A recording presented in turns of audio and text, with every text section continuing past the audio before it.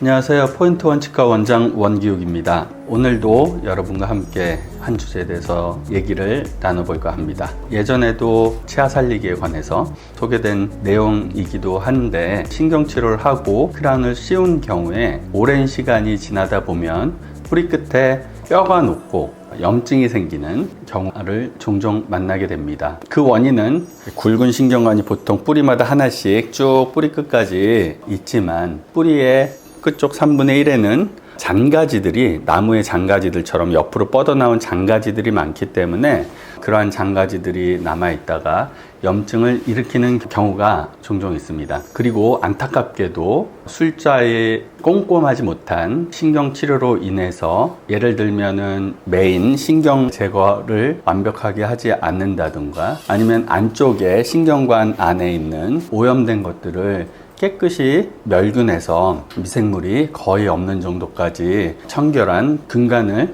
만들지 못했다던가, 아니면 그렇게 깨끗이 청소를 했지만 청소를 하고 나서 신경치료 물질로 지피콘이라고 하는데요, 그런 것들로 패킹을, 안에 신경관을 아주 빡빡하게 하지 못했거나, 그러한 경우들도 뿌리 끝의 염증을 유발할 수 있습니다. 오늘 보는 증례도 같은 치과 의사로서는 조금은 부끄러울 수 있지만, 제가 볼 때는 불성실한 신경치료가 아닐까라는 생각이 듭니다.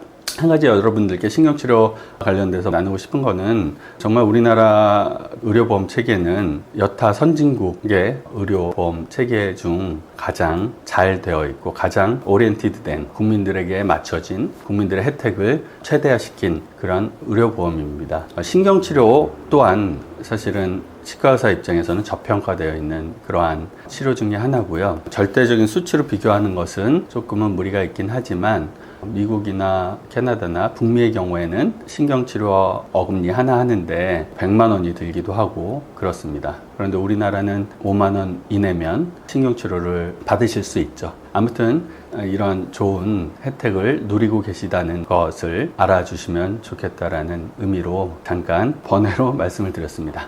네, 오늘 보실 환자는 출자 입장에서 볼 때는 조금은 꼼꼼하지 못한 신경치료로 인해서 뿌리 끝에 염증이 생겼고 치아 관리도 잘 되시지 않았던 것 같습니다. 치관이라고 하는 치아의 머리 부분이 광범위하게 썩어서 신경치료를 하는 경우에는 위에 머리 부분이 없기 때문에 보강하기 위해서 포스트를 해야 된다고 여러 번 누차 말씀을 드렸습니다. 이분도 포스트가 되어 있으셨고요. 포스트가 되어 있고 뿌리 끝에 염증이 있을 때는 대개는 포스트를 제거하기가 어려운 부분이 있기 때문에 포스트를 제거하는 것 자체도 어렵고, 제거하다가 뿌리가 파절이 될 수도 있고, 여러 가지 위험 사항을 깔아두고 치료를 들어가야 되는 그런 치료이기 때문에 보통은 뿌리 끝을 자르는 치근단 절제술이라고 하는, 잇몸을 열고 뿌리 쪽에 있는 뼈를 삭제를 하고 뿌리를 직접 뼈를 통해서 들어가는 거죠. 그렇게 해서 뿌리를 자르는 치근단 절제술이라는 치료를 많이 하게 되는데요. 이분은 크라운을 씌우신 지도 오래됐고, 크라운의 상태도 퀘스천업을 하고 해서 말씀을 드리고, 크라운을 제거하고 포스트를 제거하고 신경치료를 다시 하는 그러한 치료를 선택을 하게 되셨습니다. 네, 그러면 환자의 증례를 보면서 다시 여러분들과 말씀을 나누도록 하겠습니다. 네, 이분 처음 와서 주된 주소를 보면 왼쪽 위에 어금니 쪽이 약간 딱딱한 거를 잘못 씹었는데 그 이후로 약간 찌릿한 느낌이 들어서 꽉 물지를 못할 것 같아요 라고 오셨습니다. 그래서 엑스레이도 찍고 검사를 해봤더니 이쪽이 왼쪽입니다. 환자분의 이쪽은 오른쪽이고, 왼쪽 위 두 번째 작은 어금니, 손곤니, 첫 번째 작은 어금니, 두 번째 작은 어금니의 뿌리 끝에 뭔가 까맣게 있는 것을 볼 수 있습니다. 다른 치아 뿌리랑 보면은 뭐 끝에 뭐가 없잖아요. 근데 여기를 보시면 뭔가 이렇게 까맣게 있고, 뭔가 조금은 끝까지 하얀색 이 신경치료 재료가 끝까지 안 돼 있는 것 같고, 약간 희끄무레하고, 제가 신경치료한 걸 한번 보여드릴까요? 다른 분 사진인데 이렇게 하얀색이 아주 명확하게 여기는 뿌리 끝에 염증이 많으셨기 때문에 재료가 좀 퍼져나간 건데, 요거는 나중에 알아서 자연스럽게 흡수가 되면서 뼈로 대체가 됩니다. 이렇게 4개의 근간이 명확하게 이렇게 신경치료가 돼야지 됩니다. 이렇게 보듯이 아주 빽빽하게 이렇게 되어 있는 것이 신경치료가 완료된 그런 엑스레이 상입니다. 조금 자세히 찍은 거를 보여드릴까요? 여기 보면 뭔가가 여기가 부족해 보이고 여기는 까맣게 뭔가가 있죠. 여기 이 치아도 보면은 조금은 뭔가 좀 아주 빽빽하다라는 느낌이 안 듭니다. 사실 이 치아도 여기에 뿌리 끝에 염증이 있을 가능성이 높습니다. 뿌리가 여기까지인데 여기 뭔가 두 갈래로 갈라져 있고 빽빽하게 여기가 이렇게 한 요 정도까지는 빽빽하게 채워져 있어야 되는데 그렇지 못한 모습들이 보이고 있습니다. 여기서도 보시다시피 뿌리 끝에 까만색 염증이 있고요. 이런 경우에는 여기에는 기둥이 이렇게 보이시죠? 나사같이 든 모양의 기둥이 있습니다. 포스트라고 저희가 부르고, 이런 것에 의해서 이전에 크라운을 씌울 때, 신경치료할 때 치아가 많이 썩었었구나 라는 것을 유추할 수 있습니다. 이 옆에 있는 첫 번째 작은 어금니도 똑같이 기둥이 되어 있고요. 이런 경우에 아까 말씀드렸다시피 이 뿌리 끝에 염증의 주된 원인이 뿌리 끝을 자르고 이쪽으로 역충전해서 막아버리는 MTA라는 재료로 이렇게 막아버리는 치근단 절제술이라는 것을 보통은 하게 됩니다. 보시면 여기도 약간은 뭔가 갭이 있고, 치아를 하신 지가 오래 되신다고 말씀을 하셔서 크라운 치료한 지 한 8, 9년 정도 되셨다고 하셨네요.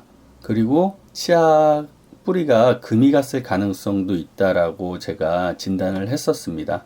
그래서 우선은 그러한 여러 가지 상황을 종합해 봤을 때 크라운을 벗겨서 안에를 확인하고, 확인을 했을 때 치아에 금이 갔거나 아니면 살리지 못할 상황이면 발치를 생각을 하셔야 된다라고 설명을 드리고, 동의하에 크라운을 제거하고 포스트를 제거하는 치료를 진행하기로 결정을 했습니다. 크라운을 제거했을 때 처음에 많이 충치가 광범위하게 이완됐다라고 설명을 드렸잖아요. 그 상태에서 크라운을 제거를 하면 거기서 이제 더 썩었을 경우에는 머리 부분에 치아가 더 없어질 가능성도 있고 해서 사실은 조금은 불확실성이 큰 상태로 치료를 진행을 하게 됐습니다. 이 치아의 신경치료를 우선은 진행을 하기로 해서 크라운을 제거를 하고, 안에 있는 여기 하얀색 재료 보이시죠? 이러한 재료들을 제거를 하고, 기둥을 또 요 주변으로 뭐 하여튼 삭제도 조금 하고, 초음파를 이용해서 진동으로 좀 떨리기도 하고 해서 다행스럽게 포스트를 잘 제거를 했습니다. 보시면 포스트를 제거한 후의 사진이고, 다행히 주변으로 치질이 그래도 아직 많이 남아있고 건전해서 신경치료를 잘 하고 다시 크라운을 씌우시면 될 것 같습니다. 그렇게 치료를 하다가 사실은 옆에 이 치아도 뿌리 끝에 또 얘도 약간은 얘만큼 크지는 않지만, 이게 지금 보면은 신경치료하고 소독하려고 재료를 넣어놓은 건데 뭔가 하얀 게 이렇게 밀려 들어갔잖아요. 이만큼 비어있는 겁니다. 뼈가 실제로 안쪽에는 염증 때문으로 인해서 뼈가 녹은 거죠. 그래서 얘도 불확실하고, 사실은 얘도 다시 하고 싶은데 비용적인 문제도 있고, 여기서 볼 때는 또 뿌리 끝에 염증이 없어 보이고, 엑스레이가 사실은 100% 정확하게 이렇게 진단하는데 도움을 주지는 못하기 때문에 아직까지는 큰 증상이 이 치아는 없어서 이 치아는 놔두고 얘도 다시 신경치료를 하자라고 말씀을 드려서, 첫 번째는 포토를 좀 많이 못 찍었는데요. 보면은 여기 치아가 요만큼 없는 겁니다. 이게 재료로 막아놓은 거고요. 두 번째 거는 조금 여러분들 위해서 사진을 많이 찍어서 보면은 뿌리가 2개 있는 치아입니다. 이 앞에 있는 작은 어금니는.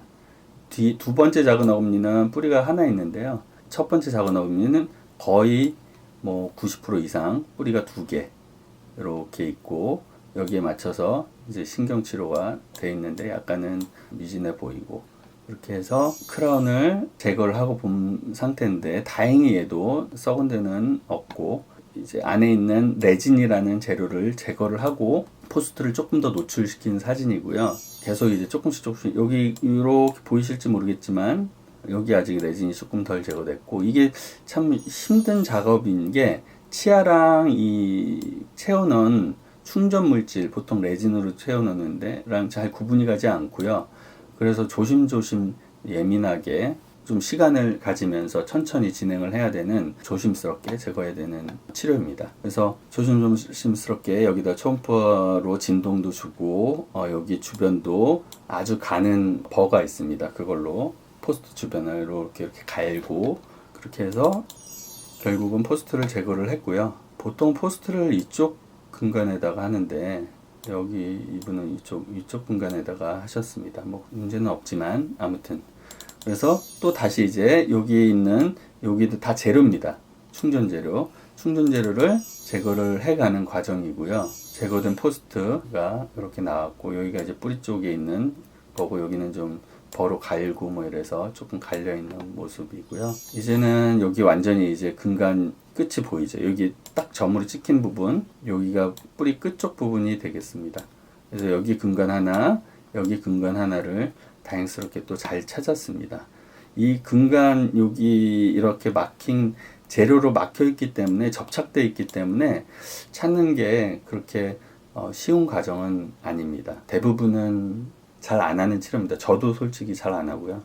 왜냐면 말씀드린 대로 크라운을 벗기고 포스트를 제거하다가 실패할 가능성이 있기 때문에, 보통은 치근단 절제술이나 다른 뭐 쓰신 데까지 불확실하다, 내가 치료를 잘할 자신이 없다 그러면 그냥 쓰신 데까지 쓰시라고도 말씀드리는 경우가 있습니다. 그래서 보면은 이제 신경치료 물질이 하얀 게 이제 다 없어졌죠. 거의 여기 조금 남았는데, 여기도 다음번에 조금 더 제거를 해야 될 것 같은 그런 생각이 듭니다. 지금까지 이렇게 해놨으면 이제는 뭐 신경치료는 뭐 거의 문제없이 끝낼 수 있는, 지금부터의 과정은 지루하지만 매번 오실 때마다 안을 조금 더 이제 남아있는 재료들을 제거하고 소독약을 넣어서 안에를 멸균시키는 작업을 하게 되고요. 안에 이제 이런 분들은 안에 신경관에 페이퍼 포인트라고 해서 신경관에 맞게끔 나온 바늘 모양의 종이 말아놓은 게 있습니다. 페이퍼 포인트라고 하는데, 그런 것들로 이렇게 딱 안에 넣어서 찍어보면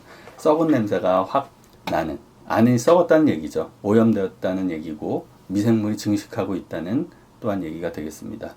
그래서 미생물의 수를 아주 현저하게 낮추는 멸균 작업을 통해서 하게 되고, 어느 정도 제거가 되었다라고 하면 뿌리 끝에 뼈가 다시 생기는 데는 뭐 6개월 이상 걸려야 되지만, 멸균만 된다면 이제 신경치료를 마무리하면 감염 원인 미생물을 원천 봉쇄하고 멸균하고, 또 남아있는 미생물도 신경치료 물질로 안을 패킹을 아주 꼼꼼하게 하면 미생물이 트랩되어서 나오지 못하기 때문에 염증의 원인이 없어지기 때문에 자연스럽게 모든 것들이 이전 상태로 치유가 되게 됩니다. 신경치료가 마무리되면 역시나 포스트를 하고 다시 이제 크라운을 씌우는 과정을 진행을 하게 됩니다. 조금은 제가 볼 때는 신경치료가 익숙치 못한 분이 아닐까라는 치과의사분이 그런 생각이 들고요. 다른 반대쪽 치아도 보면은 신경치료가 그다지 깔끔하게 되어 있지는 않은 것을 보게 됩니다. 네, 오늘도 치아 살리기의 하나인 포스트를 제거를 하고 신경치료를 다시 하는, 그래서 치아를 살리는 그런 과정을 여러분들과 함께 나누었습니다. 네, 보시고 좋다고 생각하시면 좋아요, 구독을 꼭 부탁드리겠습니다. 감사합니다.